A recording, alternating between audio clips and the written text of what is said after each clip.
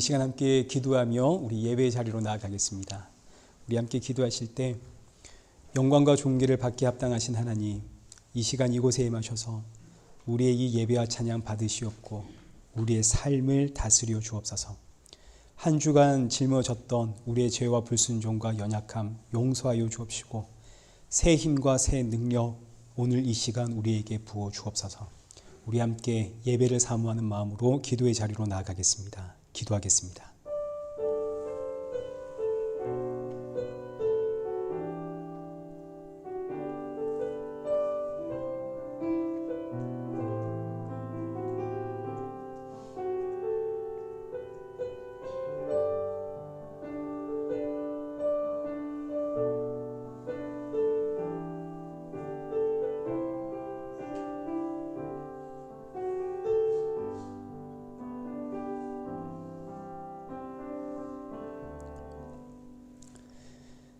태초에 말씀이 계시니라. 이 말씀이 하나님과 함께 계셨으니 이 말씀은 곧 하나님이시니라.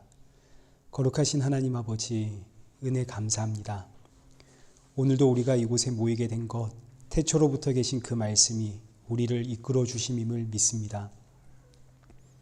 오늘도 이 예배를 통하여 그 말씀이신 예수 그리스도, 나의 생명임을 알고 믿을 수 있는 복된 은혜 허락하여 주옵소서. 이 시간 한 주간 짊어진 죄와 삶의 무게 주님 앞에 내려놓습니다. 우리의 연약함과 불순종 용서하여 주옵시고 또 이 시간 우리를 대표해서 기도하는 집사님의 기도와 또 우리의 예배를 기뻐 받아 주옵소서. 예수님의 이름으로 기도드리옵나이다. 아멘. 우리 함께 신앙 고백하시겠습니다. 전능하사 천지를 만드신 하나님 아버지를 내가 믿사오며 그 외아들 우리 주 예수 그리스도를 믿사오니 이는 성령으로 잉태하사 동정녀 마리아에게 나시고 본디오 빌라도에게 고난을 받으사 십자가에 못 박혀 죽으시고 장사한 지 사흘 만에 죽은 자 가운데서 다시 살아나시며 하늘에 오르사 전능하신 하나님 우편에 앉아 계시다가 저리로서 산자와 죽은 자를 심판하러 오시리라. 성령을 믿사오며 거룩한 공예와 성도가 서로 교통하는 것과 죄를 사하여 주시는 것과 몸이 다시 사는 것과 영원히 사는 것을 믿사옵나이다. 아멘.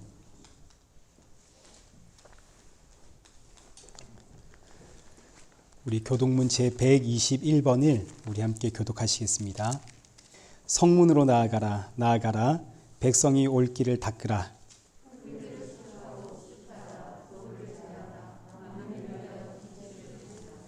여호와께서 땅 끝까지 선포하시되 너희는 딸 시온에게 이르라. 보라, 내 구원이 이르렀느니라.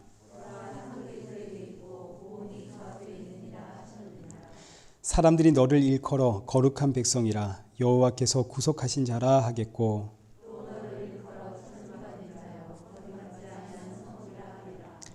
선지자 이사야의 책에 쓴 바 광야에서 외치는 자의 소리가 있어 이르되 모든 골짜기가 메워지고 모든 산과 작은 산이 낮아지고 모든 육체가 하나님의 구원하심을 보리라 함과 같으니라. 아멘. 우리 찬송가 40장 함께 찬양하시겠습니다.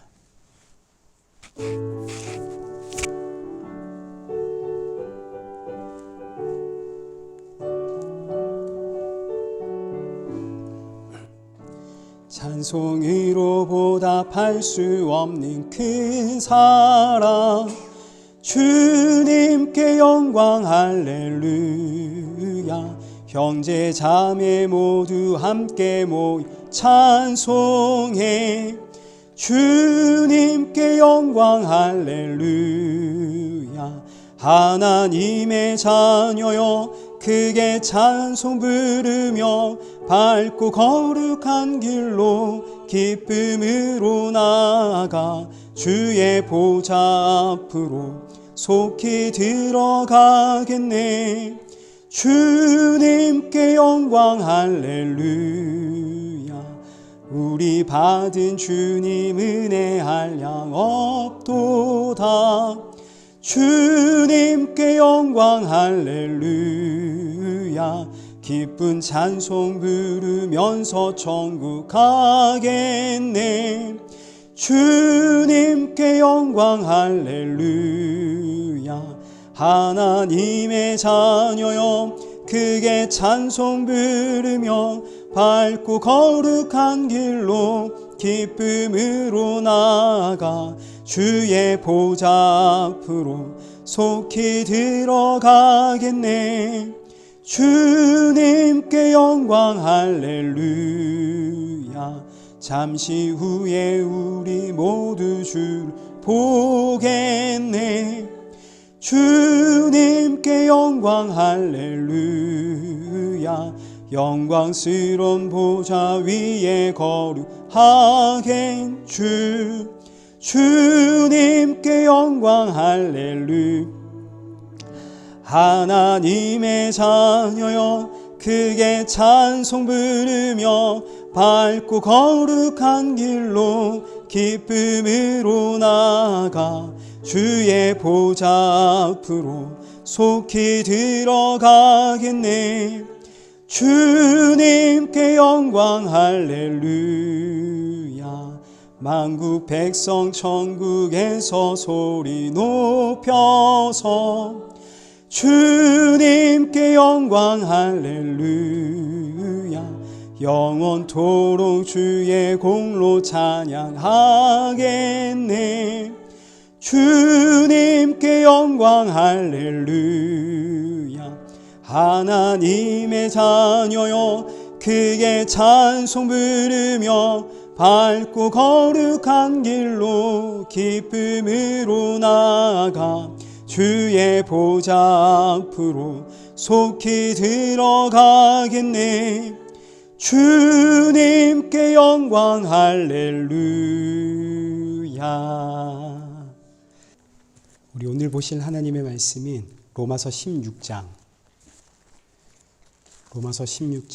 1절부터 27절, 로마서 전체 16장 전체의 말씀입니다. 이제 너무 기니까 우리 로마서 16장 1절부터 4절까지만 우리 함께 읽으시고, 그리고 25절부터 27절까지만 우리 함께 읽도록 하겠습니다. 우리 한 절씩 교독하겠습니다.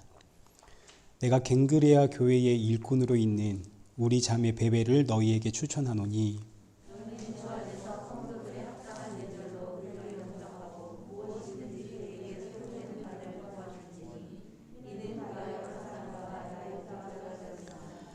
너희는 그리스도 예수 안에서 나의 동력자들인 브리스가와 아굴라에게 문안하라.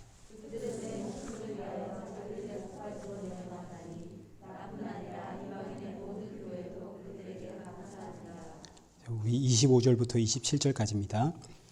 나의 복음과 예수 그리스도를 전파함은 영세 전부터 감추어졌다가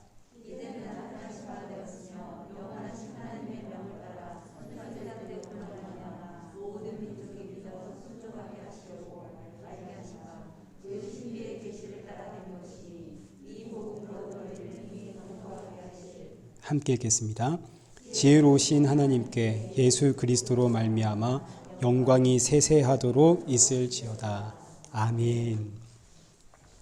우리 오늘 이레교회를 방문하신 모든 분들을 축복하고 환영합니다. 우리 또 새로 오신 분도 계시고요. 잘 오셨습니다. 그리고 또 윤영 권사님 또 이제 오셨는데 너무너무 잘 오셨습니다. 반갑습니다. 예. 우리 계속해서 김경숙 집사님의 어머니의 건강을 위해서 기도 부탁을 드립니다. 12월 24일 성탄 예배, 우리 이 자리에서 저녁 7시에 예배 드리니까요. 또 시간 되시는 분들 다 참석해서 하셔서 이렇게 합동으로 드리는 예배 이제 참여하시면 되겠습니다. 제가 지난 금요일부터 하이델베르그 교리 문답서를 다시 이제 유튜브에 올리고 있는데, 혹시 교리 공부에 관심 있으신 분들은 이제 참고하셔서 이제 보시면 되겠습니다. 다음 주 기도는 우리 김건우 집사님이 준비해 주시면 되겠습니다. 우리 시간은 은혜 아니면 살아갈 수가 없네. 우리 함께 찬양하시면서 우리 하나님 앞에 헌금 봉헌하겠습니다.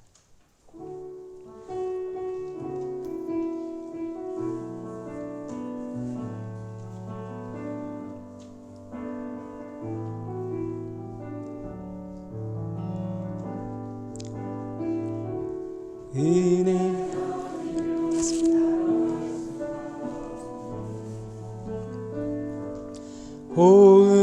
호흡마저도 다 주의 것이니 세상 평안과 위로 내게 없어도 예수 오직 예수뿐이네. 크신 계획 다 볼 수도 없고 작은 고난에 지쳐도 주께 묶인 나의 모든 삶 버티고 견디게 하시네. 은혜 아니면 살아갈 수가 없네.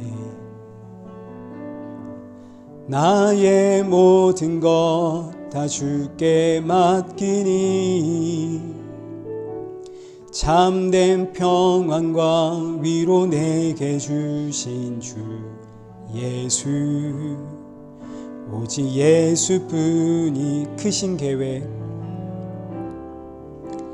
크신 계획 다 볼 수도 없고 작은 고난에 지쳐도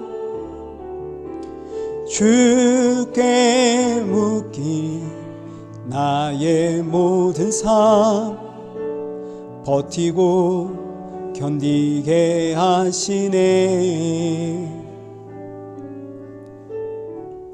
은혜 아니면 살아갈 수가 없네. 나의 모든 것 다 주께 맡기니 참된 평안과 위로 내게 주신 주 오직 예수뿐이네. 기도하겠습니다.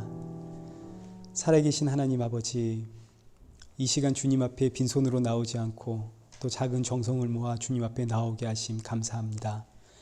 우리가 드리는 것은 작은 예물이지만 그러나 이 예물 준비할 때 날 위해 십자가에 죽으신 예수 그리스도를 기억하게 하시고 또 돌아가는 우리 성도들의 마음속에는 예수 그리스도의 십자가 보혈만이 충만케 하여 주옵소서. 이 한 주도 은혜로 살아갑니다. 주님 지켜주시고 보호하여 주옵소서. 예수님의 이름으로 기도드리옵나이다. 아멘.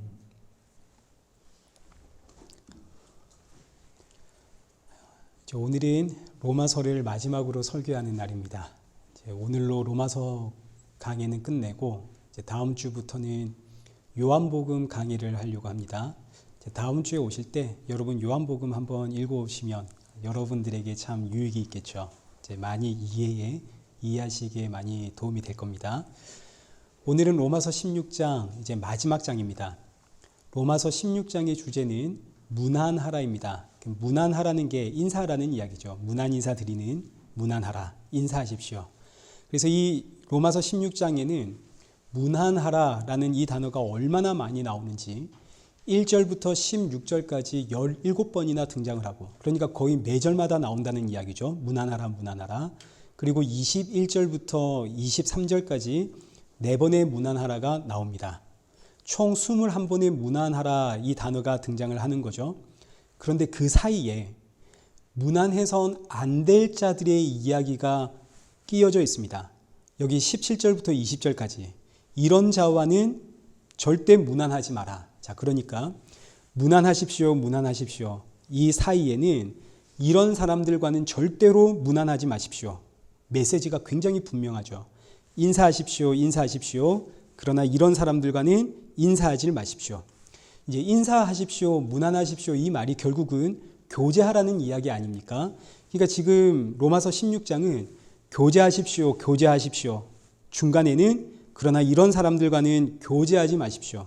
이게 이제 로마서 16장의 메시지이고 로마서 전체의 결론이 되겠습니다. 그러니까 지금 교회 안에는, 로마 교회 안에는, 우리 교회도 마찬가지겠죠. 이 땅의 교회 안에는 교제를 해야 할 사람이 있는가 하면 교제에선 안 될 사람도 있다는 그런 이야기가 되는 겁니다. 어떤 사람과 교제를 해야 되는지, 그리고 교제에선 안 될 사람은 또 어떤 사람인지, 이것이 로마서의 마지막 메시지인데, 그러니까 이 메시지는 굉장히 우리에게 불편함을 줍니다. 우리가 지금 이렇게 앉아 있으면 모두가 다 친한 동역자고 다 이렇게 함께 가는 건데, 아니 여기에 교제해야 할 사람이 있고 교제하지 말아야 할 사람이 있다니, 이렇게 구분을 하니까 굉장히 충격적이고 또 굉장히 자극적이고 불편합니다. 무엇보다 지금 내 모습이 사도 바울이 말하고 있는, 성경이 말하고 있는 교제할 만한 사람이라면 정말 다행인데, 혹 지금 내 삶의 모습이 교제해선 안 될 사람의 모습을 하고 있다면 지금 이 말씀이 너무너무 불편하겠죠. 이건 거의 저주와 가까운 이야기입니다. 자, 그러나 그럼에도 불구하고 로마서의 마지막이 이토록 자극적이고 충격적으로 기록하고 있는 이유는 여기 히브리서 4장 12절 말씀을 보십시오. 하나님의 말씀은 나의 혼과 영과 관절과 골수까지 찔러 쪼개서 마치 만물을 벌거 벗기듯이 내 마음의 생각과 뜻을 발가 벗겨버리는, 이게 바로 성경 말씀의 역할입니다. 우리의 마음속 생각과 뜻을 하나님께서 발가 벗겨버리시면 그동안 내 생각과 내 본심, 이걸 우리는 그럴듯하게 지금 멋지게 포장하며 살아가고 있고, 이걸 포장해서 이 자리에 앉아 있는데, 이 내 본심과 실체가 완전히 발가벗겨지면 그러면 이제 뭐가 등장을 하나요? 그 안에 담겨있는 내 욕망이 등장을 하겠죠. 그게 뭐가 되었든 간에 전부 다 결국은 내 욕망입니다. 추악한 내 욕망. 지금 우리가 이렇게 앉아 있는데 여러분과 저의, 여러분 이야기하지 말고 제 이야기를 해보죠. 지금 당장 저의 생각과 저의 고민과 저의 본심이 지금 발가벗겨져서 여러분 눈앞에 드러났다면 제가 지금 이 자리에서 당당하게 설교를 할 수 있겠습니까? 부끄러워서 어디 숨어야죠. 다음 주부터는 교회 못 나오겠죠. 얼마나 부끄럽고 창피한지. 평소에 내가 품고 있던 생각, 내 욕망, 이게 막 드러나면 어떻게 하자는 이야기입니까? 근데 성경은 자꾸 이런 내 본심을 자꾸 지적함으로써 우리로 하여금 너는 이렇게 죄인이란다. 너의 본심이 이렇게 추악하다. 그러니 너의 소망은 오직 예수님 뿐이다. 예수님께로 우리를 끝없이 밀어붙이는 것이 성경 66권의 가르침입니다. 그래서 이 히브리서 4장 12절과 13절에서 하나님의 말씀이 나의 혼과 영과 관절과 골수를 찔러 쪼개 내 마음의 생각을 발가벗기 난 후에는 우리를 어디로 끌고 가냐면 이제 14절 보십시오. 우리에게는 누가 있다고요? 대제사장이신 하나님의 아들 예수 그리스도가 있으니 그 예수 그리스도의 십자가 바라보며 십자가 의지하며 살아라. 이 결론입니다. 로마서의 결론과 이제 일맥상통을 하는 거죠. 예수 그리스도의 그 구원이 얼마나 감사하고 위대한 은혜인지를 알아라고 우리의 추악한 모습을 자꾸 드러내는 것이 성경 말씀입니다. 자, 그러니까 오늘 우리가 교제하지 말아야 하는 인생의 모습들을 우리가 보게 될 텐데, 제가 지금 이 이야기를 앞서 먼저 드리는 이유는 로마서 16장에 나오는 교제해선 안 될 사람의 모습이 저와 여러분의 이야기이기 때문입니다. 물론 우리는 교제해야 하는 사람들의 모습을 가지고 있습니다. 그러나 그것보다 더 많은 부분은 교제해선 안 될 사람의 모습을 우리는 가지고 있습니다. 이 부분이 훨씬 큽니다. 왜냐하면 우리는 모두 다 육신을 입고 있는 죄인이기 때문입니다. 이 육신을 입고 있는 한 죄는 끊임없이 내 안에서 터져 나옵니다. 오죽하면 사도 바울이 죄의 법과 생명의 성령의 법이 싸우니 누가 이기더라? 죄의 법이 이기더라. 죄의 법이 이깁니다. 그러니까 우리는 맨날 죄의 법이 이기는 인생이니까 로마서 16장에 나오는 무난하지 말아야 할 사람들의 이야기, 그 이야기가 전부 고스란히 누구의 이야기? 나의 이야기가 되는 거죠. 근데 성경이 이렇게 죄를 지적하는 이유는 그러니 너 교회에서 나가라 이런 이야기입니까? 그럴 것 같으면 여기 앉아있을 사람 아무도 없죠. 그런 이야기가 아니라 그렇기 때문에 우리의 소망은 오직 예수 그리스도 뿐이다 하는 것을 우리에게 가르치는 겁니다. 예수님 없었더라면 우리는 어쩔 뻔했는가? 결국 이것이 로마서 전체의 주제가 되는 거죠. 예수님이 없었더라면 어쩔 뻔했는가? 자, 그러면 이제 어떤 사람과 무난해야 되는지 이제 한번 살펴보겠습니다. 로마서 16장에는 거의 30여 명, 한 40명이 사실은 좀 넘는 그런 사람들의 이름이 등장을 하고 있는데 이 모든 사람들을 다 살펴볼 수가 없죠. 그리고 문헌에 이분들 일일이 누군지 기록이 나와 있지도 않습니다. 그러나 결국 우리가 알아야 할 것은 이 많은 사람들이 등장하고 있지만 이 사람들의 공통점이 뭔가 이제 이것만 우리가 알면 되는 거 아닙니까? 그래서 1절과 4절만 알면 나머지는 다 똑같습니다. 16장에 보시면 인물에 대한 설명 없고 사람의 이름이 나열되고 그에게 문안하십시오. 누구에게 문안하십시오. 누구에게 문안하십시오. 이런 패턴으로 진행이 되기 때문에 1절과 4절까지 이 말씀만 우리가 이해를 하면 나머지는 다 똑같은 내용입니다. 자, 이제 1절 보겠습니다. 내가 갱그레아 교회의 일꾼으로 있는 우리 자매 베베를 너희에게 추천하노니 너희는 주 안에서 성도들의 합당한 예절로 그를 영접하고 무엇이든지 그에게 소용되는 바를 도와줄지니 이는 그가 여러 사람과 나의 보호자가 되었습니다. 자, 성도는 어떤 사람과 무난해야 되는가? 첫 번째로 등장하는 사람이 베베입니다. 1절에 벌써 어떤 사람과 무난해야 되는지 힌트가 다 나왔습니다.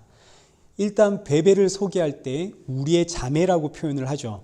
자매가 무슨 뜻인가요? 누구에게 자매라고 합니까? 같은 피를 나누었고 같은 배에서 태어난 사이가 자매입니다. 그러니까 베베와 무난해야 하는 이유는 베베와 우리가 같은 피가 흐르고 있기 때문입니다. 이 피가 무슨 피인가요? 예수님의 피죠. 우린 모두 예수님에 의해서 거듭난 인생이고 다시 태어난 인생입니다. 예수 그리스도의 그 십자가 보혈을 뒤집어 쓰고 있는 그 피가 흐르는 우리는 모두 다 한 형제고 한 자매입니다. 그래서 성도는 같은 피가 흐르는 성도와 문안을 하는 겁니다. 피가 같으니까요. 자, 두 번째로 베베는 일꾼입니다. 여기 1절 말씀을 보시면 베베는 갱그리아 교회의 일꾼이다. 여기서 일꾼이라는 단어가 종이라는 뜻을 가지고 있습니다. 베베는 갱그리아 교회의 종이다. 이제 이걸 좀 더 적나라하게 표현하면 베베는 갱그리아 교회를 먹여 살리는 자다. 이런 뜻이 됩니다. 자, 이 종이라는 단어가 또 다른 의미는 집사라는 의미를 또 함께 가지고 있습니다. 그러니까 집사라는 직분의 의미가 뭔가요? 먹여 살리는 거죠. 교회를 먹여 살리는 자. 이제 여러분 이러면 이제 마음의 부담이 확 됩니다. 아이고 내가 어떡하나 이런 생각 드시죠. 이때 교회는 예수 그리스도의 몸으로서의 교회입니다. 그리고 교회가 교회되기 위해서는 누군가가 와서 생명의 말씀이신 이 복음을 전해야만 됩니다. 복음이 전해져야만 그 자리에 교회가 세워지는 거죠. 그러니까 베베는 결국은 교회의 종인데 복음 전하는 자의 종이다. 이런 뜻을 가집니다. 그래서 2절 하반절 말씀을 보십시오. 2절 하반절 보시면 베베는 여러 사람과 나의 뭐가 되었다고요? 보호자가 되었다고요. 여기서 여러 사람과 나는 누군가요? 사도 바울을 포함한 복음 증거하는 사람들을 이야기하는 겁니다. 베베는 그들의 보호자가 된 겁니다. 여러분 보호자가 하는 일이 뭔가요? 말 그대로 보호하고 지키고 먹여 살리는 거죠. 부모가 자녀들의 보호자인 것처럼 베베는 이들의 보호자, 이것이 종, 일꾼 이런 뜻입니다. 그런데 이런 일꾼, 종이었던 베베를 사도 바울이 로마 교회의 복음 전도자로 추천을 하는 게 1절의 이야기입니다. 자, 그래서 2절 보십시오.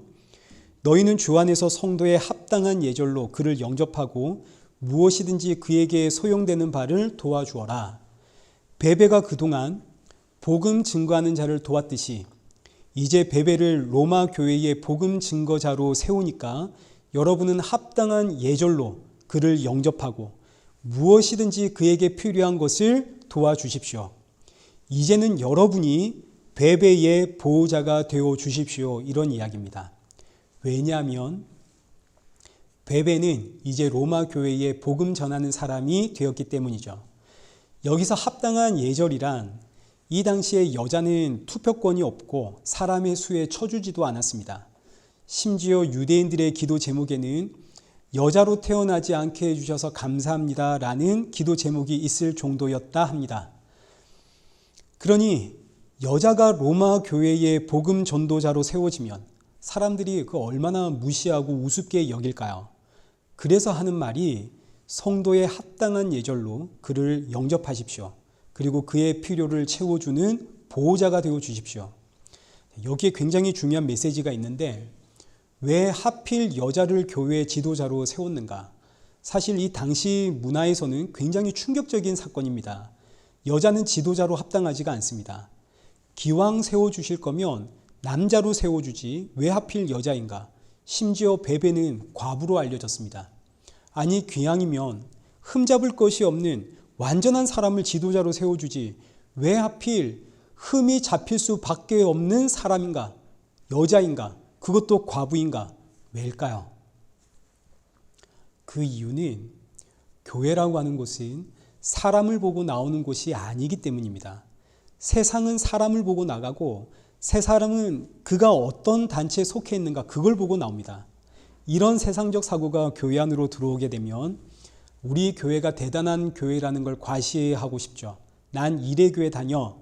야, 너 이래교회 다니냐? 우리 교회 이야기만 해도 사람들이 다 알고 우리 목사님 스펙이 얼마나 대단한가?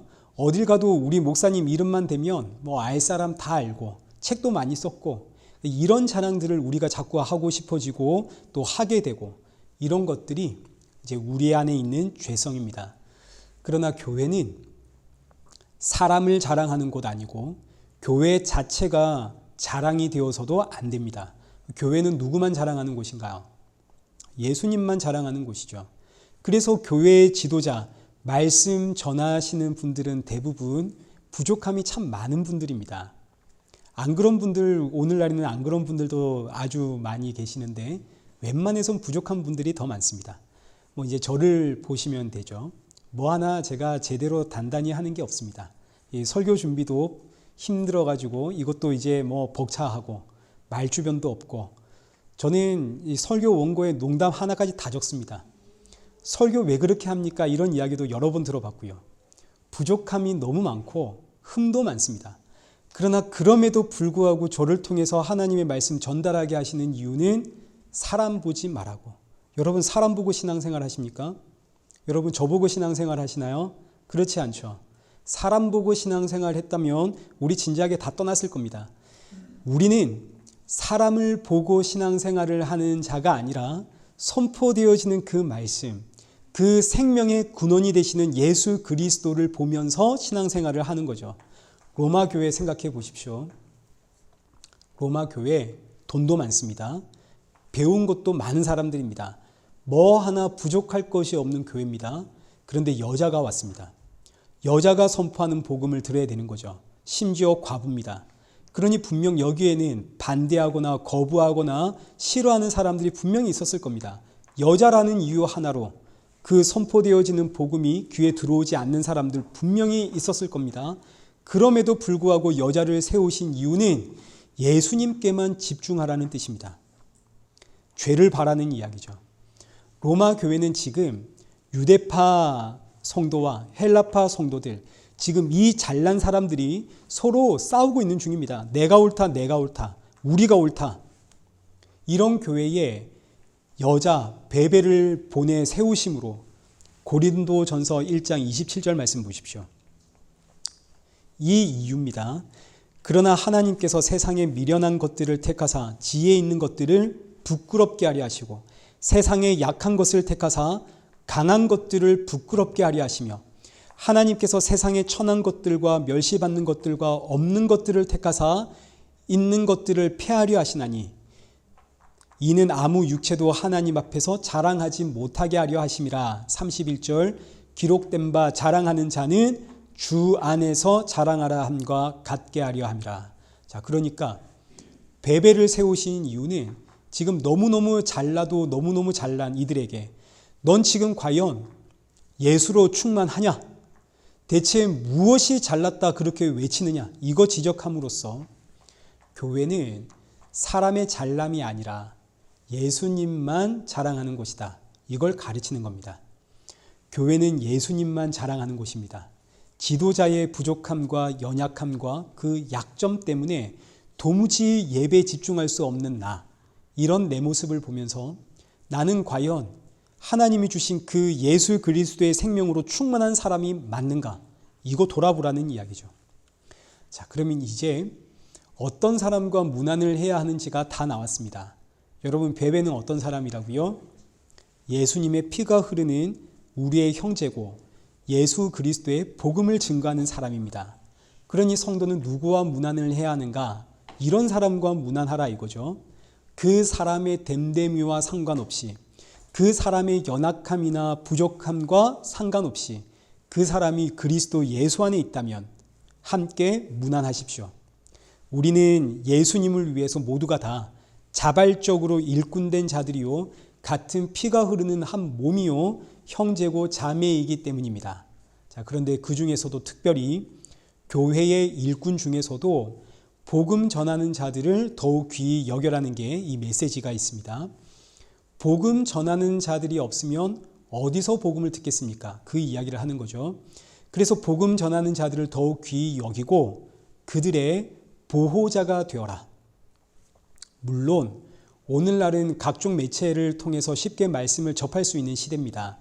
유튜브에 검색만 해도 수많은 말씀들이 나옵니다. 그 수많은 말씀들 가운데 정말 여러분의 마음에 단비가 되어지는 그런 말씀을 해주시는 사역자가 있다면 그 말씀 사역자의 사역이 멈추지 않도록 그분들의 보호자가 되어주는 것, 이게 바로 문안하라라는 뜻입니다. 그래서 목회자는 이제 여러분 알다시피 월급 받는 것이 아니라 사례를 받죠. 물론 지금 월급을 받고 있지만 이름은 사례라고 표현을 합니다. 복음을 전하고 이 복음을 받은 성도들이 감사하여 사례를 하는 겁니다. 이게 보호자의 역할이고 이것이 문안입니다. 그러니 제가 여러분들에게 전하는 이 복음에 여러분이 감사하면 저에게 사례하시면 되는 것이고, 제가 아니라 다른 목사님의 그 복음의 말씀에 감사하면 그분에게 사례를 하시면 되는 겁니다. 이 보호자의 역할과 문안의 역할을 여러분 잘 감당하십시오. 그분들이 말씀 사역을 멈추지 않아야 내가 또 살아갈 거 아닙니까? 3절과 4절도 같은 맥락의 이야기입니다. 3절 보십시오. 너희는 그리스도 예수 안에서 나의 동력자들인 브리스가와 아굴라에게 문안하라. 그들은 내 목숨을 위하여 자기들의 목까지도 내놓았나니 나뿐 아니라 이방인의 모든 교회도 그들에게 감사하느니라.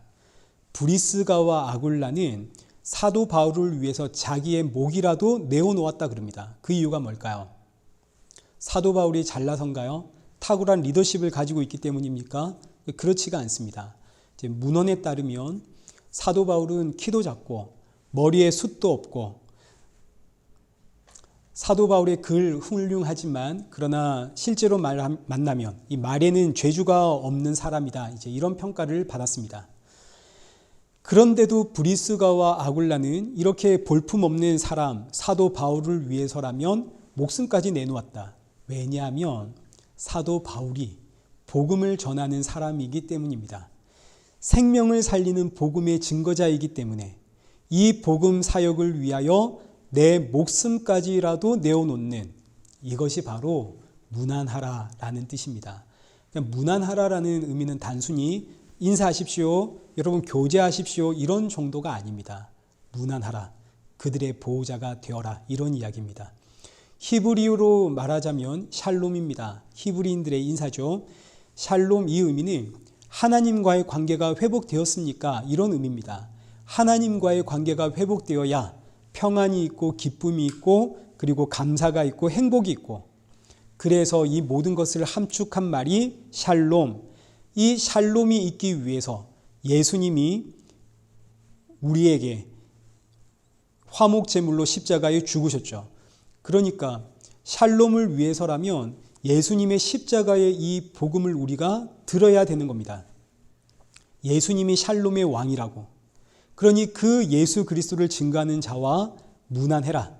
이것이 곧 나의 평안과 기쁨과 감사와 직결되는 것이다. 이 이야기로 사도 바울이 로마서를 마치는 겁니다. 자, 16절 말씀을 보십시오. 문안하라의 결론입니다. 16절. 너희가 거룩하게 입 맞춤으로 서로 문안하라. 그리스도의 모든 교회가 다 너희에게 문안하느니라. 여기서 거룩한 입 맞춤이란 성찬을 이야기하는 겁니다. 예수 그리스도의 살과 피를 나누며 서로의 필요를 채워주십시오. 이게 문안이라는 이야기죠. 그리고 또 모든 교회가 다 너희에게 문안한다. 이 의미는 샬롬, 그 평안과 기쁨과 행복을 위해, 그리고 복음 증거, 그 영혼 구원의 사역을 위해, 교회는 교회를 위해, 성도는 성도를 위해 서로 기도하는 것, 이것이 문안입니다. 자, 그러면 이제 여기까지 우리가 문안하라 어떤 의미인지를 이제 살펴보았습니다. 그럼 이제 문안하지 말아야 하는 인생은 어떤 인생인가? 이제 이걸 한번 보겠습니다. 이제 17절입니다. 형제들아, 내가 너희를 권하노니 너희가 배운 교훈을 거슬러 분쟁을 일으키거나 거치게 하는 자들을 살피고 그들에게서 떠나라.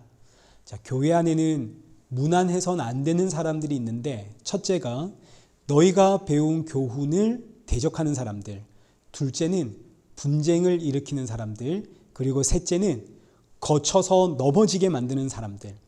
이 세 가지의 이야기는 결국 하나로 이제 모아지는데, 이들은 전부 예수님을 믿지 않는 사람들이다, 이런 뜻이 됩니다. 먼저 교훈을 거스르는 사람들. 여기서 교훈이란 예수님의 십자가의 복음 이야기 하겠죠. 로마서 6장 17절과 18절입니다. 하나님께 감사하리로다. 너희가 본래 죄의 종이더니 너희에게 전하여 준 바 교훈의 본을 마음으로 순종하여 죄로부터 해방되어 의에게 종이 되었느니라. 자, 여기서 교훈이란 죄에서 해방되어 의의 종이 되게 하는 예수 그리스도의 그 십자가의 도, 복음을 이야기하는 거죠. 이 복음을 대적하는 사람들이 있습니다.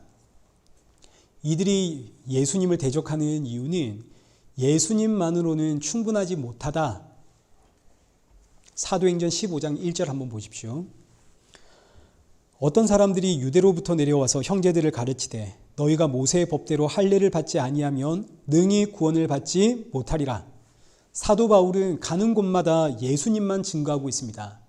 그런데 사도 바울이 가는 자리마다 어떤 사람들이 쫓아와서 예수님만으로는 안 되고 율법과 할례 함께 지켜야 됩니다. 그래야 구원을 받습니다.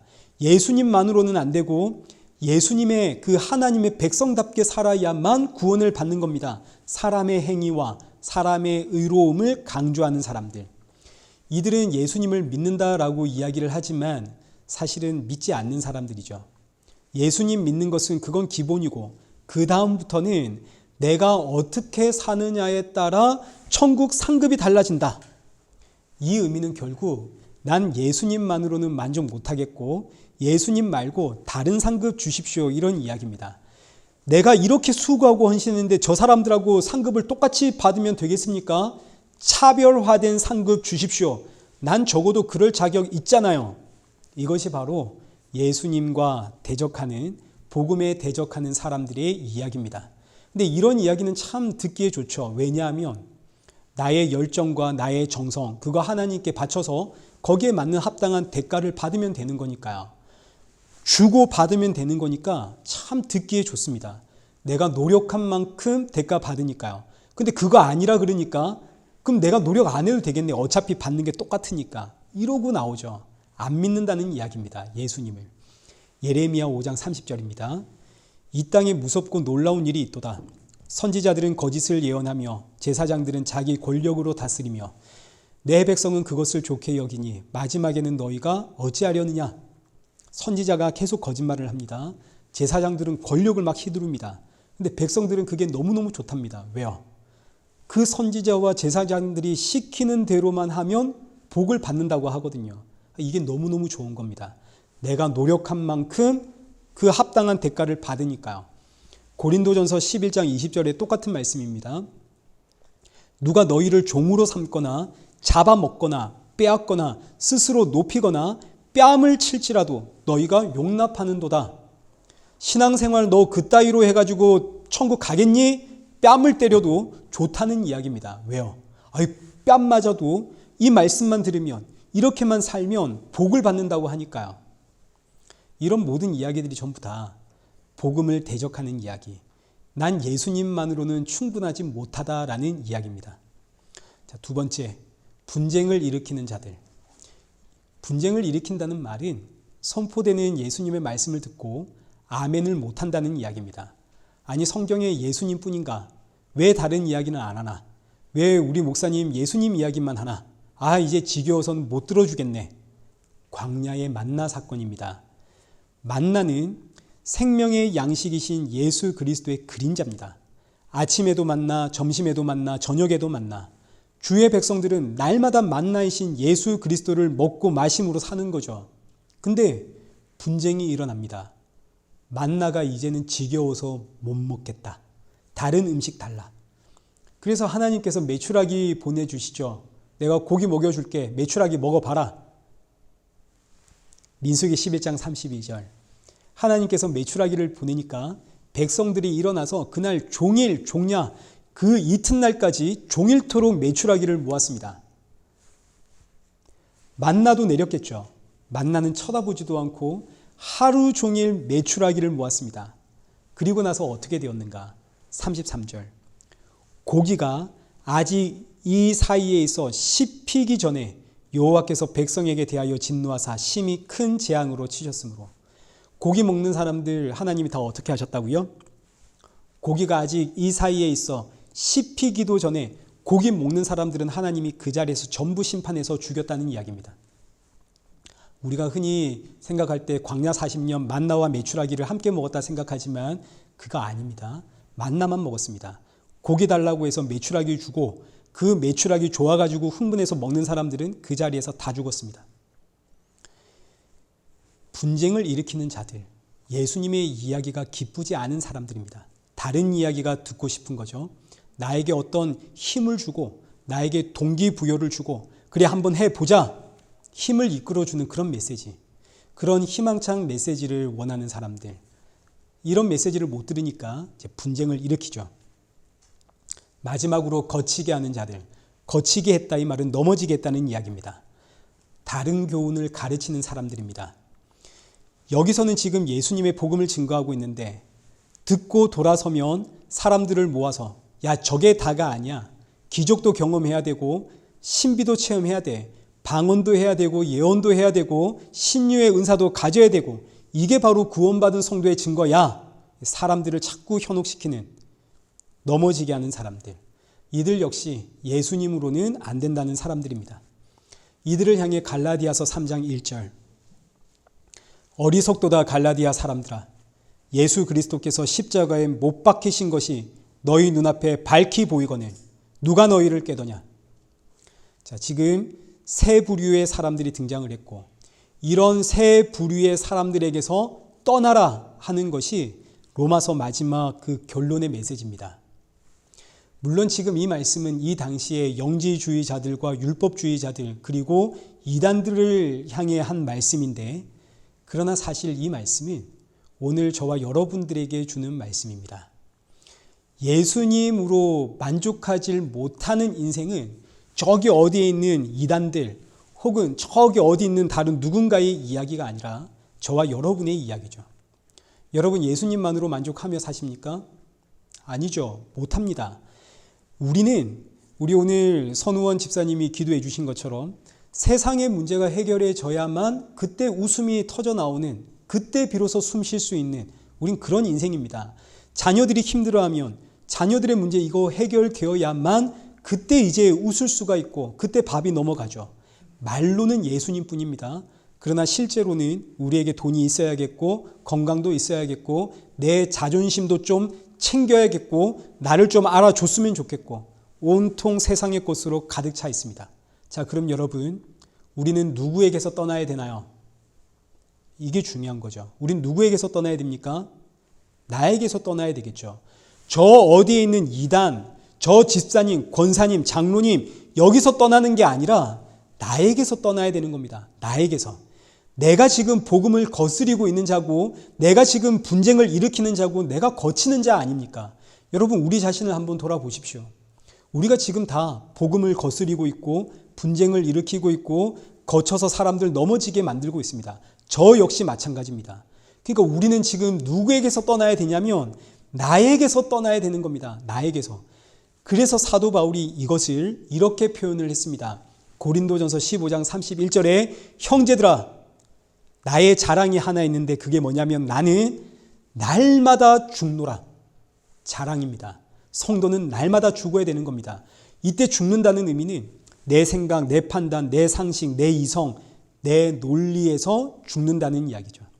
예수님을 대적하고 있는 그 모든 것에서 나는 날마다 죽기를 바랍니다. 성도의 기도 제목입니다. 이단들 혹은 다른 잘못된 교훈을 가르치는 사람들, 그들에게서 떠나야 하는 것은 너무너무 당연한 거지만 이것보다 훨씬 더 중요한 것은 이 모든 내용들이 지금 내 안에 있는 것을 알고 내가 날마다 죽는 것, 이게 정말 중요한 겁니다. 예수님만으로 만족하지 못하는 실체는 지금 내 안에 있습니다. 근데 내 안의 모습은 보지를 않고 난 자꾸 문제 없고 저 사람이 문제네, 교회가 문제네, 저 목사가 문제네, 이러면 안 되는 거죠. 본문 18절 보십시오. 이 같은 자들은 우리 주 그리스도를 섬기지 아니하고 다만 자기들의 배만 섬기나니 교활한 말과 아첨하는 말로 순진한 자들의 마음을 미혹하느니라. 물론 지금 이 말씀 거짓 교사에 대한 이야기입니다. 거짓 교사들의 핵심은 결국은 자신의 배, 자신의 욕망을 채우기 위해서 사람들에게 교활한 말과 아첨하는 말로 이 순진한 사람들의 마음을 빼앗아간다 이거죠. 그런데 여러분, 이 거짓 교사가 저 어디에 있는 게 아니라 지금 내 안에 있다는 거, 여러분 이걸 가장 먼저 이해를 해야 됩니다. 거짓 교사는 어디에 있는 누군가가 아니라 지금 내 안에 자리 잡고 있습니다. 외부로부터 오는 적은 물리치기가 쉽죠. 딱 봐도 아니까요. 그런데 문제는 적이 지금 내 안에 자리 잡고 있는데 이걸 모르는 거, 이게 안 보이는 거, 이게 문제인 겁니다. 저와 여러분, 그리고 이 땅에 살아가는 모든 인생은 단 한 사람도 예외 없이 전부 예수님만으로는 만족하지 못하는 인생들입니다. 난 예수님만으로 만족합니다. 이런 분들이 있습니까? 이런 분들이 가장 어리석고 위험하고 불쌍한 인생입니다. 자신을 모르는 거죠.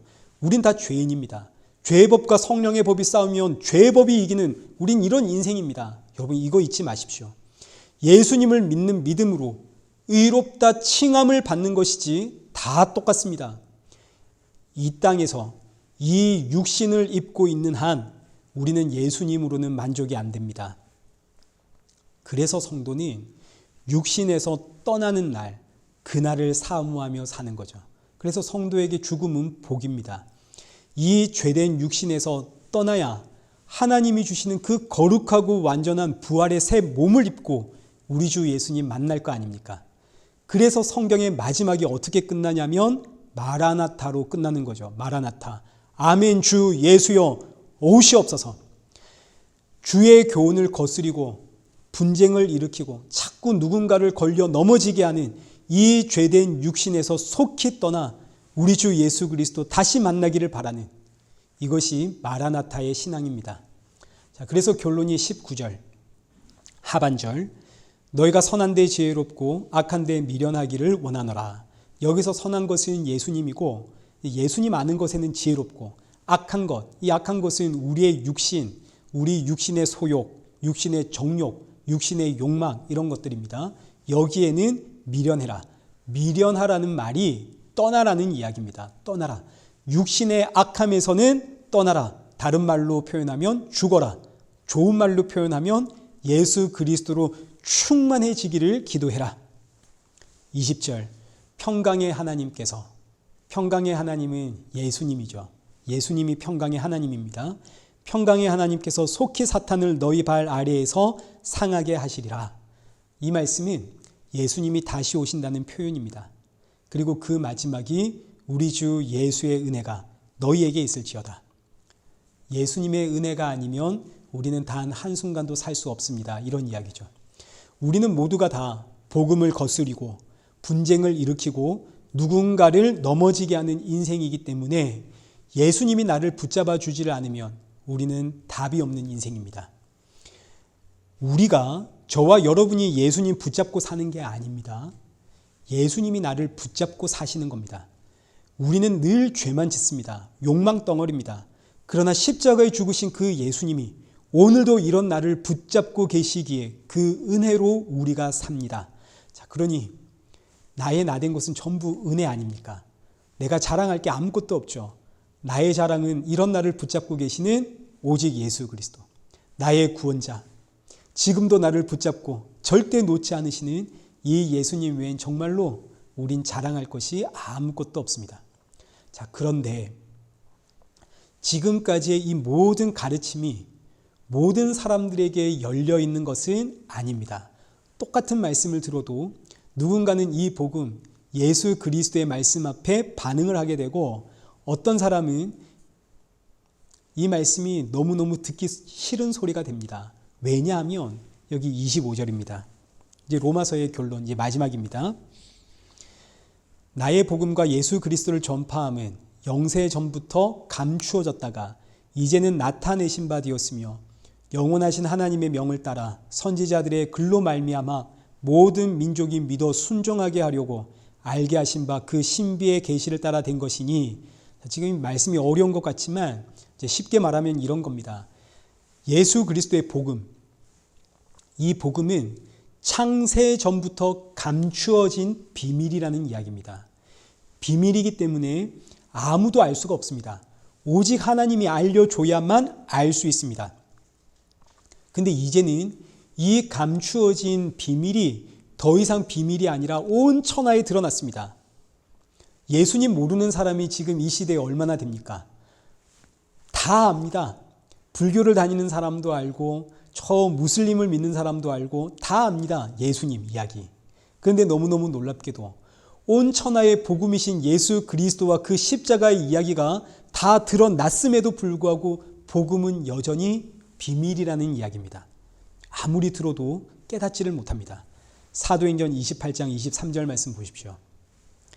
그들이 날짜를 정하고 그가 유숙하는 집에 많이 오니 바울이 아침부터 저녁까지 강론하여 하나님의 나라를 증언하고 모세의 율법과 선지자의 말을 가지고 예수에 대하여 권하더라. 사도 바울이 수많은 사람들에게 모세의 율법과 선지자의 말을 통해서 예수님을 증거했습니다. 여러분, 성경에 다른 이야기 있는 게 아닙니다. 전부 예수님의 이야기입니다. 그런데 24절, 그 말을 믿는 사람도 있고 믿지 아니하는 사람도 있어 서로 맞지 아니하여 흩어질 때에 바울이 한 말로 이르되 26절, 이 백성에게 가서 말하기를 너희가 듣기는 들어도 도무지 깨닫지 못하며 보기는 보아도 도무지 알지 못하는도다. 사도 바울이 그렇게 예수님을 증거를 하지만 믿는 사람도 있고 믿지 않는 사람도 있습니다. 왜냐하면 복음은 사람의 설득이나 논리, 이성으로 믿어지는 게 아니기 때문이죠. 이 강단에서 아무리 재밌게 탁월하게 웃음도 주고 감동을 준다고 해서 그 앉아있는 사람들에게 믿음이 생기는 게 절대 아닌 겁니다. 목사님의 말씀이 좋은 것과 믿음이 생기는 것은 아무런 상관관계가 없는 거죠. 왜냐하면 믿음이라고 하는 것은 하나님의 영역이기 때문입니다. 아무리 말주변이 없고 지루해도 길어도 하나님께서 그 길을 잡아당겨 여시면 복음의 말씀이 들리고 그 말씀이 달콤하고, 이렇게 하시는 이유는 아무도 자랑하지 못하게 하려고, 목사가 설교 좋다 자랑하지 못하게 하려고, 성도는 내가 듣고 깨달았다 자랑하지 못하게 하려고, 전부 오직 은혜라는 사실만 알게 하려고. 고린도후서 4장 3절 말씀 보십시오. 만일 우리의 복음이 가리었으면 망하는 자들에게 가리어진 것이라. 그 중에 이 세상의 신이 믿지 아니하는 자들의 마음을 혼미하게 하여 그리스도의 영광의 복음의 광채가 비치지 못하게 함이니 그리스도는 하나님의 형상이라. 망하는 자들은 이 세상의 신이 그들의 마음을 붙잡고 놔주지를 않는다는 뜻입니다. 이게 혼미하다, 혼미하게 했다, 마음을 붙잡고 놔주지 않는다는 이야기입니다. 그래서 예수 그리스도의 영광, 그 복음의 광채를 아무리 봐도 알지를 못하고 예수 그리스도가 하나님의 형상이라는 것을 믿지를 못합니다. 그래서 하는 말이 왜 예수님 이야기만 하죠? 하나님도 있고 성령님도 계시는데. 자, 다음 주부터 우리가 요한복음을 살펴볼 텐데, 요한복음은 그 첫 시작이 삼위일체 하나님으로 시작을 합니다. 근데 여러분, 삼위일체 하나님 이해하시고 계시나요? 저는 이해를 못하는데 여러분은 이해하십니까? 예수님 부활 승천하신 이후로 거의 대부분의 이단이 나는 삼위일체 하나님을 이해했다, 여기서 나왔습니다. 삼위일체 하나님은 이해의 영역이 아니고 믿음의 영역입니다. 그냥 믿는 겁니다. 그 누구도 설명할 수가 없습니다. 알 수가 없습니다. 이해를 못하니까요. 그러나 그럼에도 불구하고 성경을 통해서 우리가 아는 게 하나 있습니다. 삼위 하나님의 본체시요 보이지 않는 하나님의 형상이 누군가요? 예수님이죠. 우린 이걸 압니다. 그래서 예수님께서 나를 본 자는 누구를 보았다고요? 아버지를 보았다고요. 예수님을 본 자는 아버지를 본 겁니다. 그 하나님 아버지의 형상이 예수님이기 때문에, 그래서 여러분 우리가 예수교입니다. 예수교. 제가 수도 없이 이야기했죠. 대한예수교 장로회. 그러나 망하는 자들은 이걸 믿지 않습니다. 왜냐하면 복음의 광채가 그를 비추지를 않거든요. 그러나 반대로 복음의 광채가 임한 성도는 무엇을 믿게 되고 무엇을 전파하게 되는가? 자, 여기 이어지는 5절 말씀을 보십시오. 우리는 우리를 전파하는 것이 아니라 오직 누구를? 그리스도 예수의 주 되신 것을. 그리스도 예수의 주 되신 것. 여기서 주라는 말이 하나님이라는 이야기입니다. 하나님. 그리스도 예수가 하나님이십니다. 그 예수님이 나의 창조주입니다. 이게 성도가 믿는 믿음의 내용입니다. 그리고 이 믿음은 여기 6절에 있는 것처럼 어두운 데에 빛이 빛이라 말씀하셨던 그 하나님께서 예수 그리스도의 얼굴에 있는 하나님의 영광을 아는 빛을 우리 마음에 비추셨느니라. 어두운 가운데 빛이 있으라 말씀하셨던 이 말씀은 천지창조의 사건입니다. 천지를 말씀으로 창조하신 것처럼 믿음은 내 안에 하나님께서 예수 그리스도의 얼굴에 하나님의 영광이 있다라는, 그 예수 그리스도가 하나님이라는 이 믿음을 우리 안에 창조해 놓았다, 이런 이야기입니다. 그래서 이 믿음이 임할 때 비로소 성도는 예수님이 하나님이시구나, 예수님이 너와 나를 창조한 창조주이시구나, 그 창조주가 나를 구원하기 위해 십자가에 죽으셨구나, 이 사실을 믿게 되는 거죠. 골로새서 1장 26절. 이 비밀은 만세와 만대로부터 감추어졌던 것인데 이제는 그의 성도들에게 나타났고, 27절 하반절. 이 비밀은 너희 안에 계신 그리스도니 곧 영광의 소망이니라. 만세와 만대로부터 감추어진 비밀, 창세전부터 감추어진 비밀, 그 비밀이 바로 예수 그리스도. 이 비밀이 보이는 자는 하나님께서 믿음을 우리 안에 창조해 넣으셨기 때문입니다. 태초에 천지를 창조하시듯 내 안에 이 믿음을 창조했기 때문에 예수님을 믿게 되는 거죠. 자, 그래서 지금 로마서를 마지막으로 끝내면서 사도 바울의 마지막 권면과 마지막 인사가 뭐냐면, 한마디로 이야기하자면, 여러분 예수님을 아십니까? 여러분 예수님을 믿으십니까? 그렇다면 이건 여러분의 실력이 아니라 하나님의 창조의 역사요 기적이요 은혜입니다. 그래서 본문 마지막 27절, 지혜로우신 하나님께 예수 그리스도로 말미암아 영광이 세세 무궁하도록 있을지어다. 아멘. 하나님께 영광은 오직 예수님이 돌리는 겁니다. 내가 정성을 다하고 힘을 다하고 생명을 다해 하나님께 영광 돌리는 게 아닙니다. 하나님의 영광은 오직 예수님만이 돌리는 것이고, 예수님만 하나님의 영광이 되시고, 우리는 이 예수님을 믿고 사는 겁니다. 이것이 바로 성도를 통해 받으시는 하나님의 영광입니다. 이 말씀이 이제 믿어진다면 이것이 기적 중의 기적이고 체험 중의 체험이고 천지창조의 역사입니다. 이 사실을 알고 예수님만으로 늘 감사하며 사는 그런 저와 여러분 되시기를 축복합니다. 이것이 로마 교회를 향한 사도 바울의 마지막 권면, 인사, 우리에게 주는 말씀. 사랑하는 성도 여러분, 예수님 믿으십니까? 기적입니다. 이보다 더 큰 체험도 없습니다. 천지가 창조되듯 일어난 천지창조의 역사입니다. 이 놀라운 기적의 역사가 여러분 안에 일어나서 날마다 예수 그리스도 안에서 살아가는 그런 복된 인생 되시기를 축원합니다. 우리 함께 찬양하겠습니다. 예수 예수 찬양하겠습니다.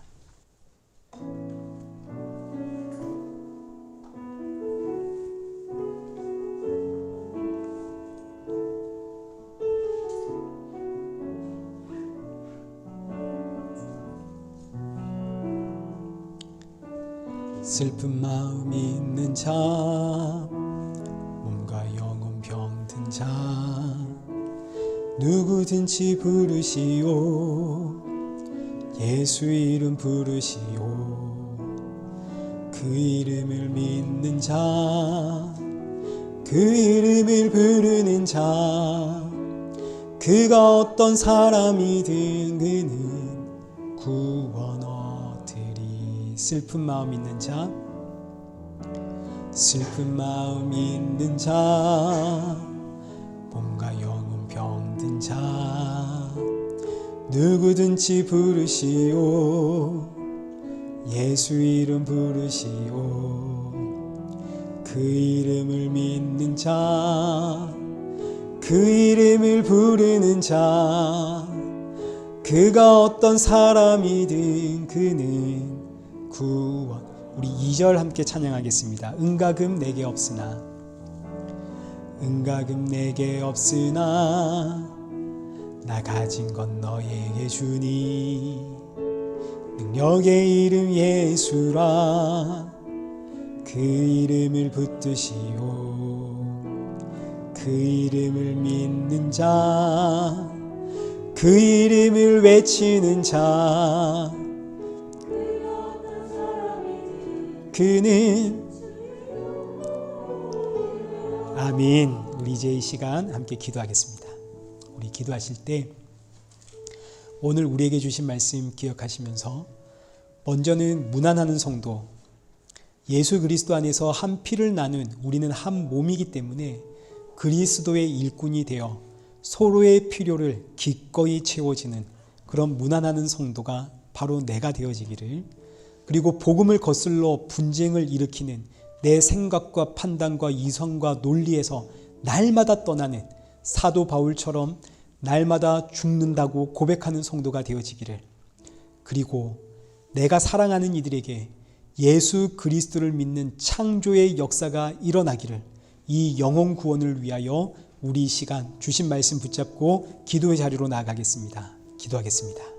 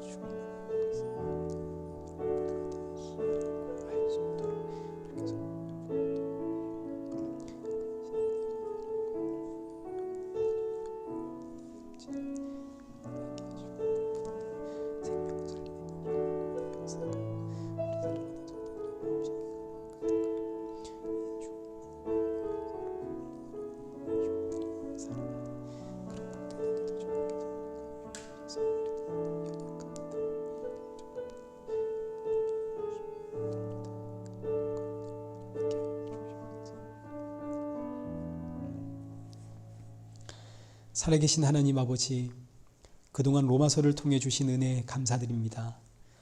로마서를 마치며 우리의 사명 다시 한번 생각하게 되오니 주의 살과 피를 나눈 한 형제로 복음의 교제를 나누는 그런 아름다운 성도들 되게 하시고, 우리에게 주신 이 귀한 생명이 오직 은혜라는 사실을 알기에 이 은혜이신 예수님만 자랑하며 증거하는 성도 되어지도록 우리를 사용하여 주옵소서. 무엇보다 주께서 나를 찾아오시기에 나는 그 자체로 하나님의 편지요 그리스도의 향기요 예수의 일꾼이라는 사실 잊지 않게 하셔서 어디에 있든 무엇을 하든 나의 구원자 예수 그리스도 나와 함께 하시기에 담대하고 그리고 당당할 수 있고, 그리고 모든 일에 감사할 수 있는 그런 성도들 되게 하여 주옵소서. 이 한 주도 평안과 은혜를 충만히 허락하여 주실 줄 믿사옵고 예수님의 이름으로 기도드리옵나이다. 아멘. 이제는 우리 주 예수 그리스도의 은혜와 성부 하나님의 크신 사랑과 성령 하나님의 위로교통 충만하심이 우리 주 예수 그리스도 다시 오실 그날까지 나에게 주신 이 복음의 은혜를 담대히 증거하며 마라나타의 신앙으로 주 오실 날을 기다리는 우리 이레교회와 성도들과 온 세계 교회 머리머리 위에 이제로부터 영원토록 함께 있을지어다. 아멘.